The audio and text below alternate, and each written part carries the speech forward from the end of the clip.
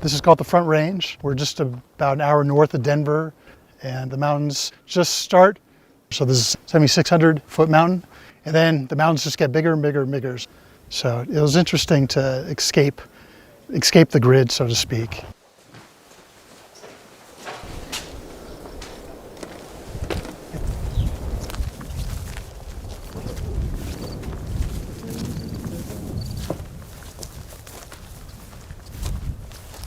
It was quite affordable here originally to set up a home.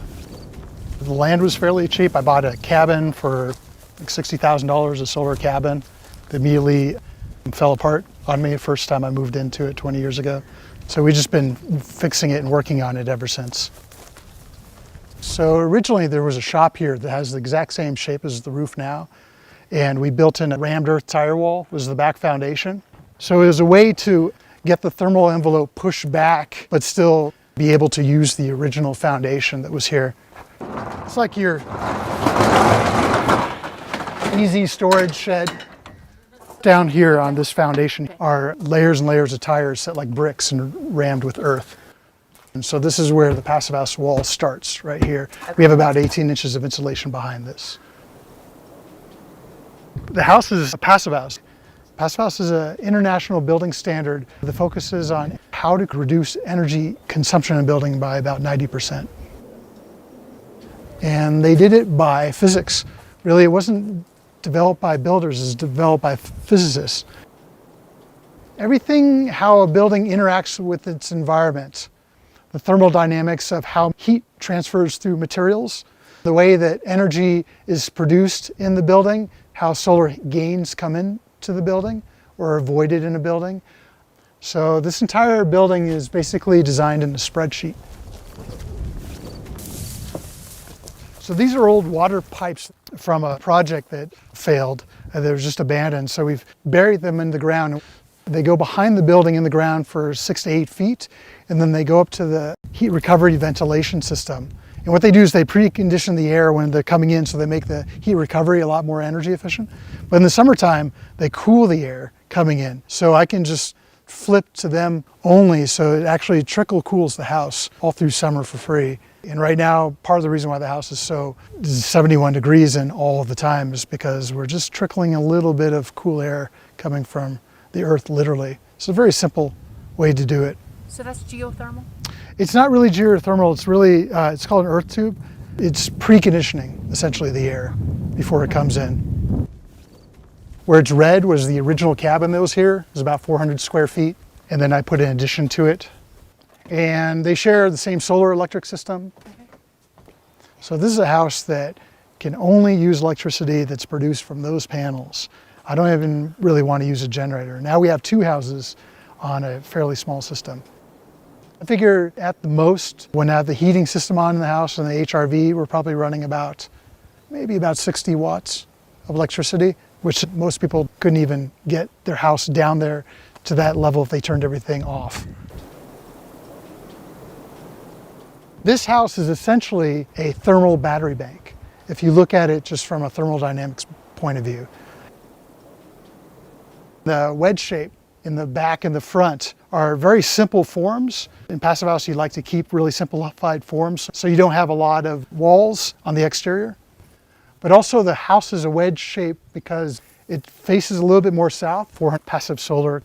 And also, if you can see, we have 3 trees, one in the back, one in the front here, and one on the side over there. And we want to wedge the house and maintain the tree canopy around the building. And the front trees actively shade in the summer and fall time. So it helps tremendously just with the raw performance. In this case, it also helped make it really interesting, give the house a lot more personality. When you come in, usually you don't want the first thing you see is the kitchen. So we had to be really careful with the kitchen and make it as simple and elemental as I could. I was really struggling with the American model of designing floor plans. I decided just to erase any labels for rooms and make it one continuous space as much as I could. It's primary bed. So scary. It feels like I'm gonna fall in any moment. So I can't remember what the record of number of people on there at one time is. I think it's about 7 kids. So what was the idea of this? I mean, this is a lounge area? What's that? Oh. It's a lounge area. It's you know, again, it doesn't have a definition. Can you sleep? Yeah, yeah. But it's there, I haven't slept on the, you can nap there for sure. It depends on, you know, your comfort threshold. It's a way to extend the living space, but also to let light in so it's not cave-like up there. So the light bounces off the floor and back into the room again, which is really neat. So that's the formal thing, but it's also freaking cool to build a net bed. I mean, who didn't want to build a net bed? What'd you use to get it?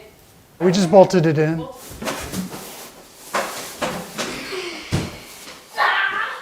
The idea of walls is, you know, often counterproductive. A space like this, you have much smaller space to work with, so every time you put a wall in, it makes a small space even smaller. So the staircase, this is used a lot in Japan, is the idea of the multi-use staircase. So this is based off those old staircases that were actually cabinets. So people get up to their attics in Japanese farmhouses. So we took that general principle, but the boxes themselves, we actually originally had it double, so there's the same number of boxes on the other side. And then I shrunk the staircase because it was just too big, but it turned out I had all these boxes as a result. And this is like one step. So it was built off that basic thing. And then with all these boxes sitting around, we kept using them as furniture. So if you're just having a drink, you end up just taking the box, you know, wherever you're at, and throw your cup on it. And then outside, using it for tables, for food, or whatever. I got totally obsessed with boxes. I need to make a lot more. Since they stack into each other, it's really nice to have them available for whenever things change. So it's around that theme of adaptability, as the building constantly adapts to whoever is using it for whatever needs are. Oh my gosh, there's a lot of space. Kids always inevitably run and kind of camp out in that little space. I never would have thought that that would be a place for people to hang out in. So it's like a little clubhouse, I guess. That's one of the interesting discoveries about designing it really slowly and figuring those things out as we went along, by accident, really, in that sense. Okay. And this bed right here converts into a queen-size bed. So you can get 2 people to sleep in here pretty comfortably. As a kid, I always liked the smallest bedroom in the house for some reason. And I had one bedroom that was outside the house itself. It was the old stairway. This kind of reminds me of that compressedness. I think there's the idea of that huge space, that you're just overwhelming light and view. This is the opposite of that. We just flip it, you know. But also you get the form of the building, like the space that you're in is really reinforced here. So it becomes much more about the building itself in a funny way. These are just 2x4 cedar, and it's called a nail laminated wood. You're vertical, right? Yeah, you can see on the side here. So I didn't even bother taking the labels off. So they're just nailed together and stacked as we build it. We put the crown standing up so it has a little bit more bounce to it. It's really quick to put together. It takes about a day to put this together. You don't have to finish the top or the bottom, it's done. Just like that. Is this floor the ceiling below? Exactly. And it's the wall that supports the whole thing is the same exact thing. So the nail lam is, you know, super simple. So we used it, again, to play with the idea of massing and the idea of woods and that contrast to give some texture. But this time it's structural. Well, against the wall, there's just cedar picket fence, just plain old cedar picket fence. It's just a facade. So here we're able to combine the facade and the structure and finishes all together in one unit. So it's like a drum, very strong, and flips up, and it almost becomes like a big piece of furniture in a way. You know, the rawness is really appealing for kind of a rural space like this. But also the richness, I just love how the space gets so much more depth. And this is another space that doesn't have a real definition right now. It's the junk drawer. These are going to be water heating and space heating. So are you not finished with the house? It'll never be finished. I mean, it's a self-build, so that's the nature of... You built the whole thing? Yeah, I mean, I hire people to help me, but this is self-build. I have a building background. Remember, I bought that house 20 years ago, a little cabin that broke. So I've been learning how to build just here and professionally for a number of years.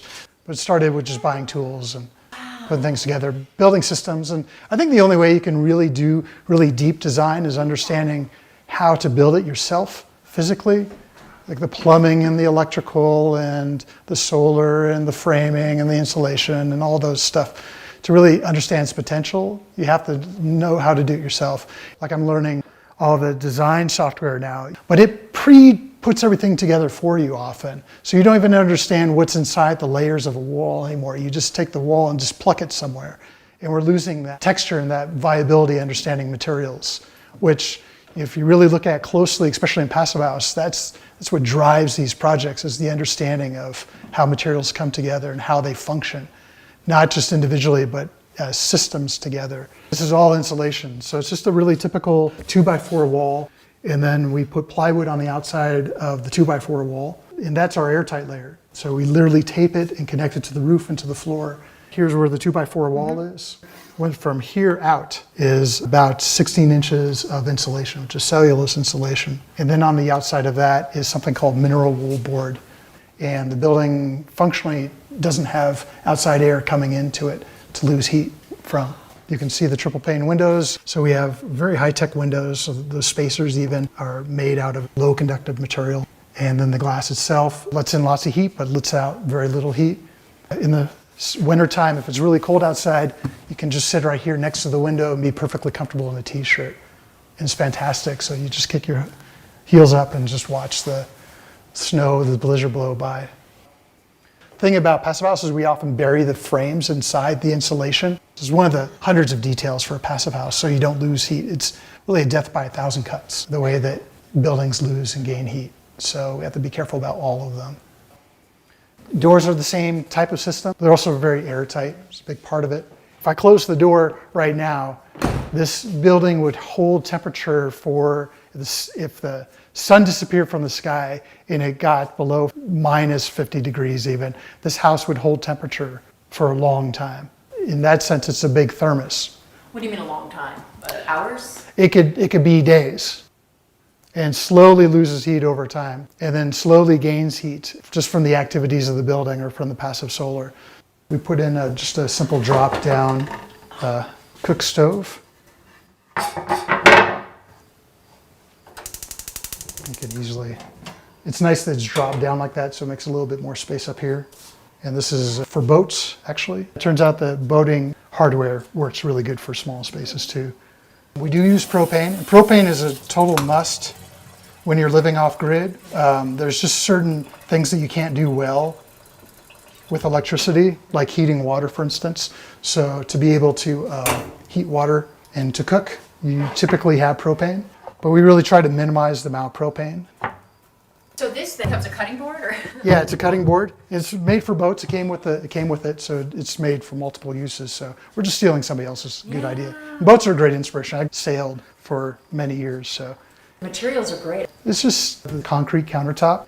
The rawness is about the landscape again. You know how when you walk out, it's rawness. You know, so inside there's a certain level of rawness too.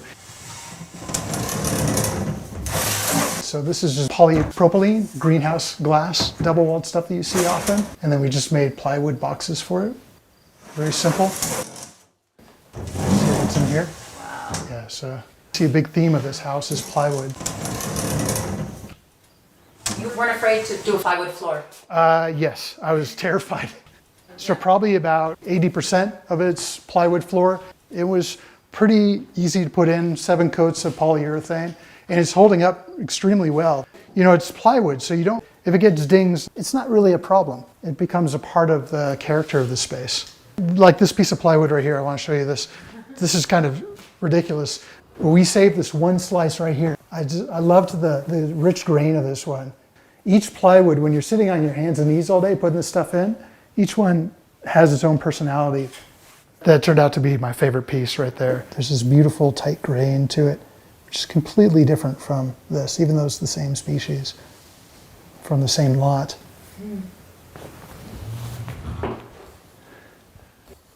In this room is the idea of not being overwhelmed by space. Again, it's sort of like that upper space where you feel a little bit more protected from the elements.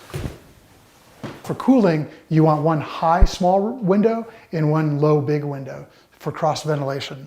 And it's so delightful to have a big open space to sit in front of, and that's when you can hear the winds and everything coming by. And we need the screens for the summertime, but in the wintertime, and take the screens off. It's really quite wonderful to be just kind of projected out of the space. It's a good thinking space. So as you can tell, we have the tile, kind of heavy, dark slate tile, keeping in, tracking in from the outside inside. So one of the ideas is like if you have to use the restroom, you don't have to take your shoes off. And then the restroom takes the tile theme. So if you start with these tiles, these are 16 by 16s. So you have this big scale, and then you drop to these 6 by 6s as you come in, and it kind of transitions from wall to this gray space. And then we go from the 6 by 6 to the 4 by 4, which is even more intimate space. And then finally we end with these little 2 by 2 tiles. So we were just playing very subtly with the idea of scale. So I almost want the tiles to disappear. When we were putting the tile on, there's this big bump in the tile right here. So I had to put something on there just to cover up that boo-boo. So I ended up putting this rack.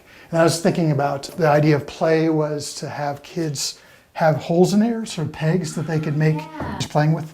So I may take it down and finish that idea.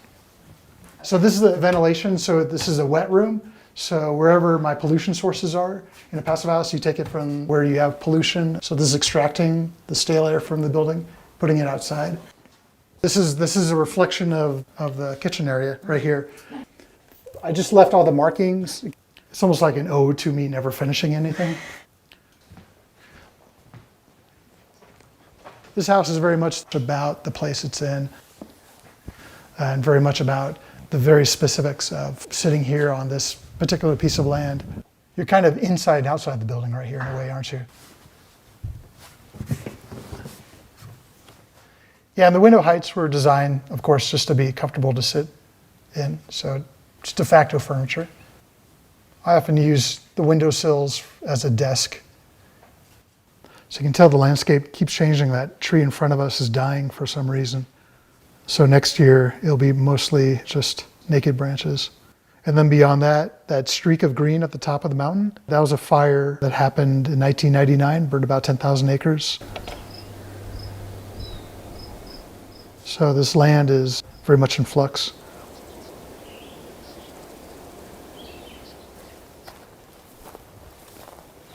So it's a big roof. I have 2 downspouts on it. This is a sediment filter right here. And then it goes into this little pipe and down into a tank that's underneath the deck there. That's about 1,500 gallons.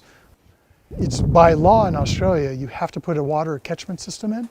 In Colorado, by law, you can't put one in. So this is illegal? When I originally put it in, it was illegal. And then it became legal afterwards. So it's a huge disappointment to think that things are moving so slowly in a high desert region where water is one of our most difficult resources to manage, that we can't even do simple things like capture our own water. These are logs that were cut right here when we had to place the building, so we just peeled them and used them for supports.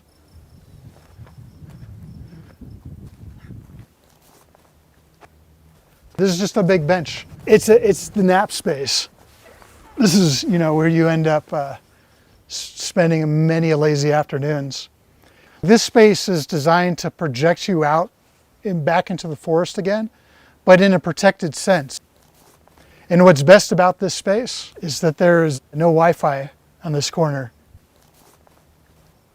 So there's a lot of people who come up, move into the mountains and last for a few years, and then they said, well, they would say it's too far from the city or something like that, and they move back.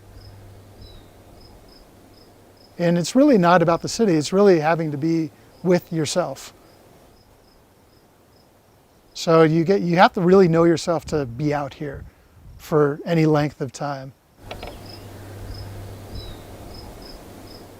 My wife always compared it to, the Walden Pond, the Thoreau-esque kind of quality, but I think that's oversimplifying. The fact is that it's not just your relationship with yourself, but it's your relationship with a landscape that's really important. So understanding what a forest is a really complex living organism. And if you turn around, you'll see some trees on the ground. Those just got knocked over in a snow 2 months ago. So this forest is a very dynamic, changing place. Even just understanding that has a lot of positive impacts on just the way of being in the world and seeing the world.